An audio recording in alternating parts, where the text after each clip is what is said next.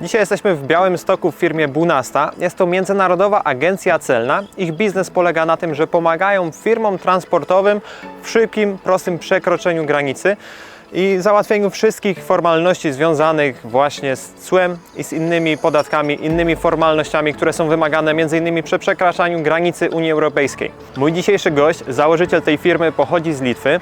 Jurgis Adomavičius musiał się mierzyć z wieloma problemami. Między innymi problem był taki, że w wyniku wojny na Ukrainie ich ukraiński oddział został zbombardowany.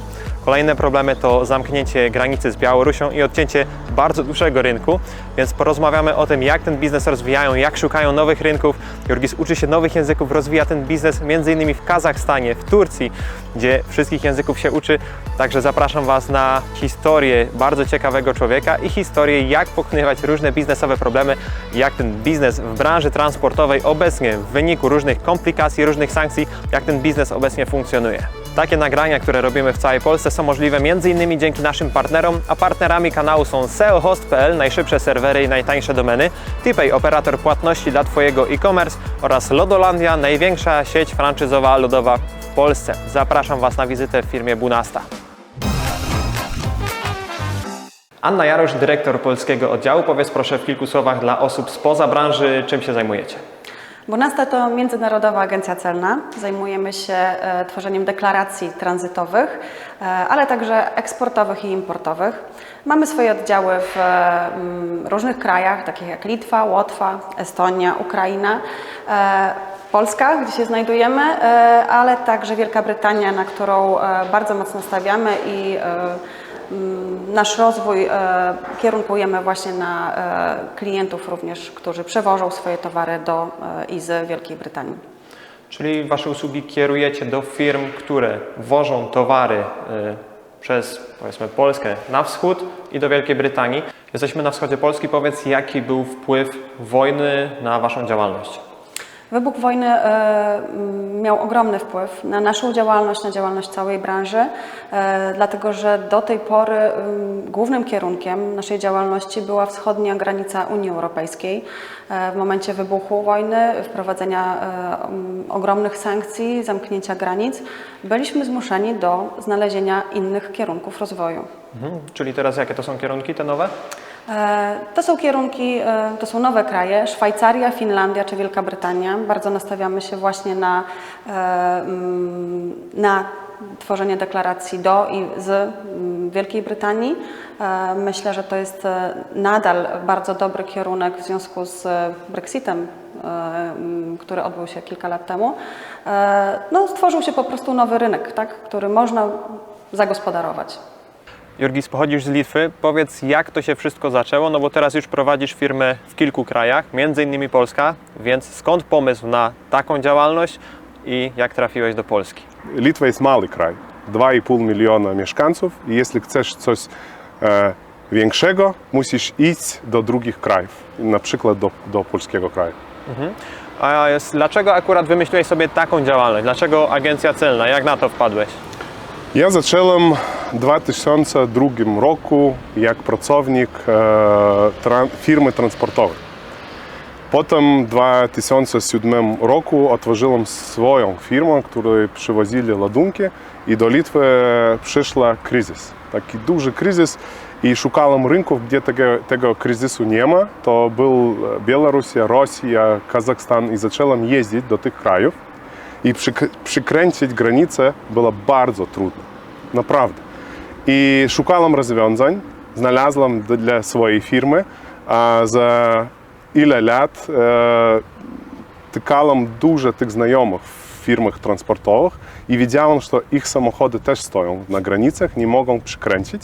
I zacząłem nie tylko dla siebie tego rozwiązania korzystać, a i zacząłem sprzedawać dla innych firm. I w 2012 roku już trzeba wybierać, z której firmy musisz pracować. Oczywiście ta kryzys i firma transportowa na Litwie to był taki duży ryzyko. A agencja celna, a jeszcze my nie jesteśmy taką zwykłą agencją celną, my jesteśmy agencja celna, która wydaje gwarancje, zabezpieczenie dla tranzytu. To my gwarantujemy, jeśli ładunek zginie ili nie będzie dostawy do urzędu celnego i nie będzie opłacone wszystkie cło, co zależy, to VAT, cło importowe, to my gwarantujemy dla państwa, że my pokryjemy te wszystkie zatraty. To jest taka, jakby wydajemy krótkie, ale duże kredyty dla firm transportowych. I była potrzeba tej gwarancji zwiększyć. To mnie trzeba było przedzieć tej swojej firmy transportowej, ja przydałem jej i potem zacząłem robić tylko agencję celną i wydawać te gwarancje. I do wojny my robili 40 000 samochodów miesięcznie na wszystkich naszych granicach, w wszystkich krajach, w których my jesteśmy. Ten budynek sam w sobie to też jest ciekawy przykład różnych biznesów, bo tutaj jest i agencja celna, jest parking dla tirów, macie pokoje na wynajem i tutaj na jednym ze swoich filmów mówiłeś na przykład o tym, że parking dla tirów to jest taka osobna gałąź i sam parking robi coś w okolicach 70 000 złotych miesięcznie, tak? Do wojny to najlepszy biznes, którym ja pobywałem za 20 lat, to jest parking. Naprawdę. Nic nie trzeba zrobić. Ty jeden raz jego stworzył, zrobił i on zarabia pieniądze. To jest wszystko automatyczne. Szczyta numery, kierowcy stają. A teraz, kiedy wszystko zmieniło, ta geopolityczna sytuacja zmieniła, my jesteśmy po drodze do Białorusi. Tak? To wszystko zmieniło, to teraz trzeba postarać. Ale tutaj trzeba nie to zrozumieć, że Litwin przyszedł do Polski zrobić wszystko, co on chce. Nie, to i budynek, i agencja celna, to jest wszystko dla serwisu naszych klientów, przewoźników. Tutaj ni jednej nie jest firmy, która nie zajmuje się przewozem. To jest wszystkie firmy transportowe ili spedycje, które tutaj siedzą, to jest nasi klienci, którzy korzystają z tego parkingu, ich kierowcy korzystają z naszych prysznic. To jest serwis dla klientów. I zawsze my tak robili. Od początku. Od 2012 roku, kiedy zaczęli, wszystko było pomyślone o naszym kliencie. My wszystko robimy tak, żeby klientu nie trzeba martwić się. My robimy to jest jego spedytor może iść spać, a nasz agent celny wszystko pomyśli. Jakie papiery trzeba, coś trzeba zrobić, jakby samochód za noc przykręcił granicę bez jakich tam zatrudnień ili budzenia menedżera. I to jest i dlatego, to jest i parking potrzebny dla odpoczywania kierowcy, i prysznice, i pralnie dla kierowcy, i apartamenty dla noclegu, jeśli to jest międzynarodowa firma, która przyjeżdża do nas. To jest cały serwis dla przewoźników. Jako agencja celna dbamy również o komfort kierowców.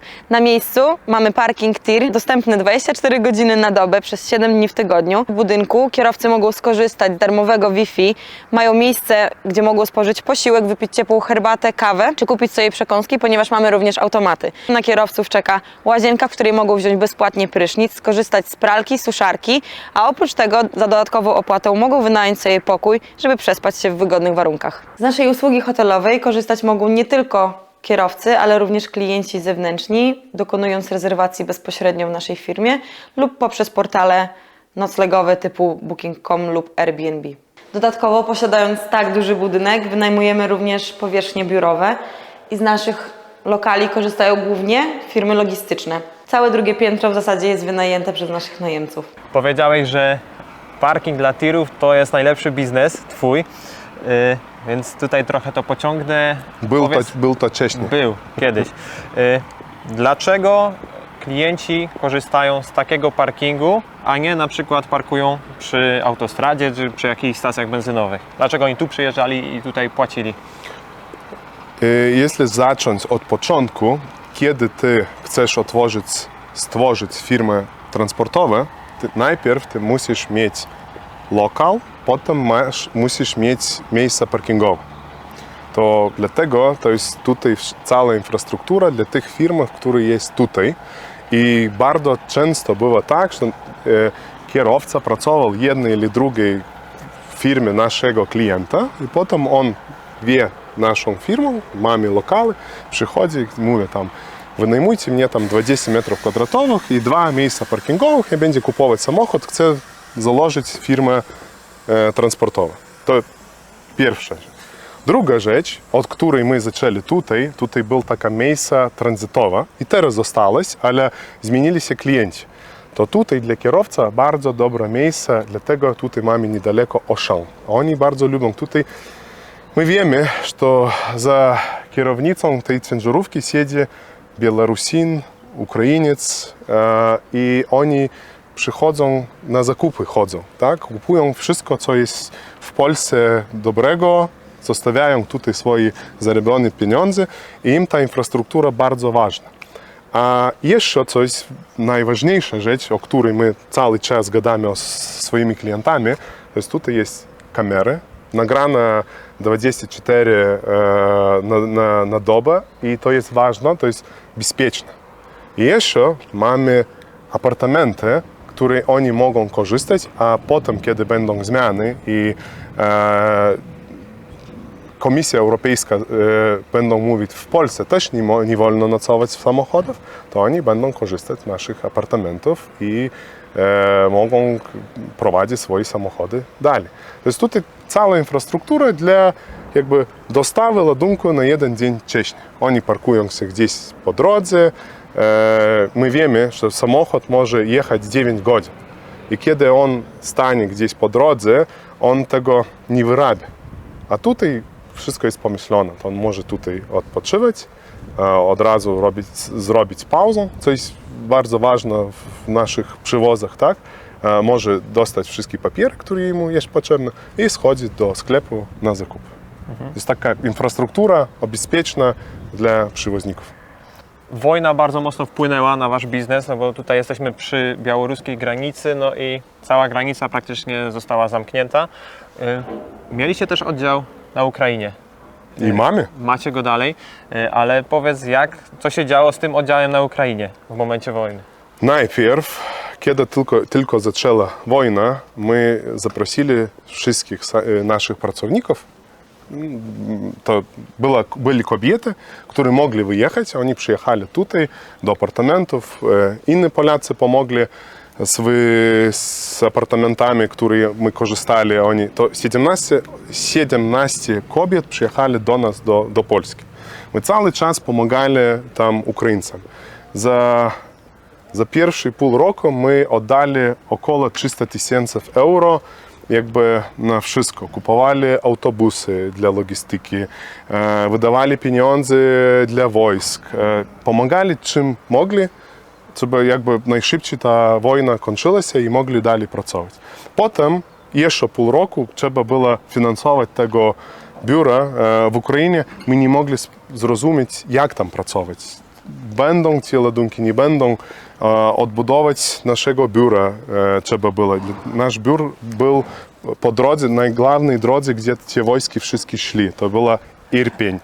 To nasze biuro było zbombardowane, spadła jedna ściana. To trzeba było jego odbudować od początku znowu i wstawić pracę. I jeszcze to nie wiadomo było, bezpieczne tam pracować w tym biurze, niebezpieczne. To jakby teraz, kiedy rok minął, to jest, co my patrzymy, co my dobrze zrobili, to wytrzymali to biuro, pomagali tym pracownikom, płacili wypłaty, a teraz znowu zaczęli pracować i już jakby nie jest nie Ukraina, to wiadomo, że nasza firma może by i nie wyrobiła tego. A teraz Ukraina, my robimy, ja tak liczę, około 30% wszystkich odpraw, wszystkie samochody, które wyjeżdżają z Ukrainy w tej naszej stronie do Europy. No tutaj jednak spadek obrotów na pewno przez wojnę był. Jak tutaj sobie radzicie w tej sytuacji? Staramy się iść do nowych rynków. Trzeba zrozumieć, że gdzie możemy serwis robić, to nie jest nasz rynek. Na przykład po Brexitu otworzyliśmy w Anglii. Mamy bardzo dobrą miejscową oddział, 16 pracowników pracuje, ale nasz rynek to nie jest Anglia.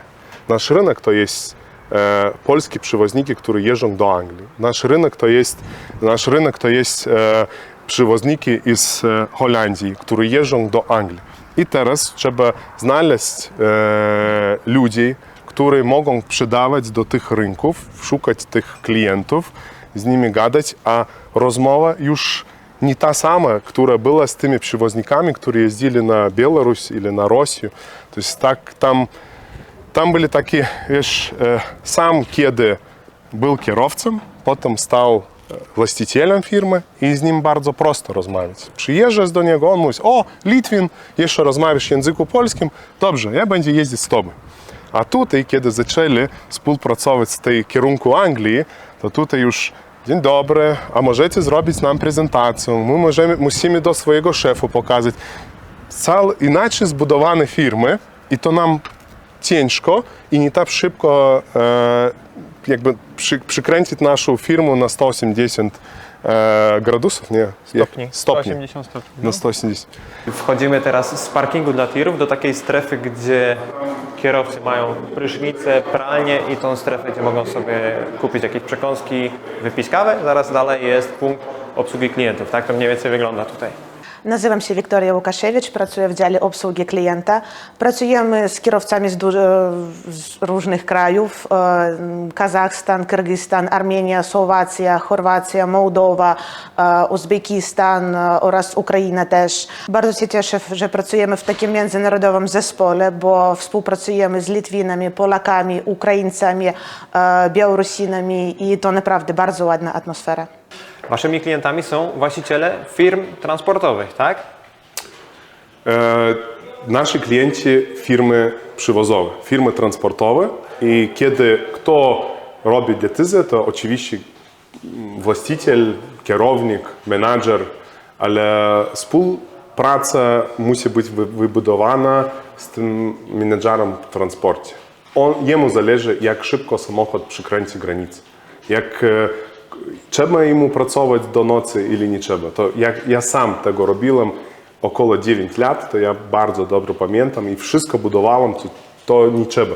Ja bardzo dobrze pamiętam. Pracujesz tam do 7 wieczorem, idziesz do magazynu, ładujesz samochody, potem szybko odprawisz wszystkie papiery do agencji celnej i potem o 11, o pół do 12 zaczyna się dzwonki. A proszę bardzo jeszcze tego papieru, odskanuj znowu, odsyłaj, a proszę bardzo jeszcze tego, to my wszystko zrobili, że to niepotrzebne. Teraz menadżer załadował samochód, odprawił do naszej firmy i może iść odpoczywać. To wszystko robili to, co mnie nie podobało się w tej pracy, jakby wszystko zmienić. I to nasi klienci bardzo lubią i dlatego my mamy 2500 takich lojalnych klientów w całych krajach. Są inne agencje celne na pewno też, więc powiedz, co Was wyróżnia? Dlaczego ktoś miałby korzystać z Waszych usług, a nie z usług innych firm, które też na rynku są? To prawda. Mamy wielką konkurencję, ale ta konkurencja jest lokalna. My jesteśmy międzynarodowa firma. I co to znaczy? Jeśli zaczynamy odprawę z Anglii i ta odprawa musi być zamknięta w Polsce, to my mamy oddział i w Anglii, i ludzi, którzy rozmawiają na angielskim języku, może współpracować z urzędem celnym i mamy to samo w Polsce.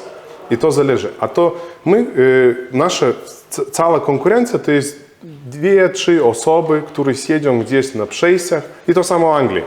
I oni odprawiają tego samochodu.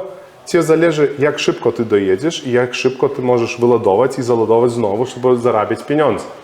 A bywa tak, że z Anglii odprawiają do Białej Podlaskiej. Samochód przyjeżdża i tam jaki błąd zrobiony. Dzwonią do tej Anglii i mówią, o przepraszam, my nic nie możemy. I potem do nas klient dzwoni i mówi, dzień dobry, bonasta, możecie tego załatwić. I potem tego klienta mamy na 10, na 15 lat na przód. Naszym klientom zależy, jak szybko ta odprawa będzie zrobiona i jak on szybko może przykręcić granicę i kiedy on dojedzie do odbiorcy, jak szybko może on tego wyładować. I my cały czas myśleli, jak to zrobić i było tak. My jesteśmy w Estonii, na Litwie, na Łotwie, w Polsce i mamy pracowników. I było tak, na Łotwie wychodzi 9 osób na pracę na noc i w Polsce wychodzi 9 pracowników na noc. I było tak, że w Polsce jest pracy na 20 osób, a w Łotwie nic to zrobić, oni tam siedzą i palcem kręcą i nie wiem co robić. I my bardzo wszystkie gadali, myśleli, co zrobić i my założyli swój program, który nazwali BSS, to Bunasta Simple Service, co to nam pozwala, teraz nie ma różnicy. Wychodzi na Łotwie pracowniki, wychodzi w Polsce pracowniki.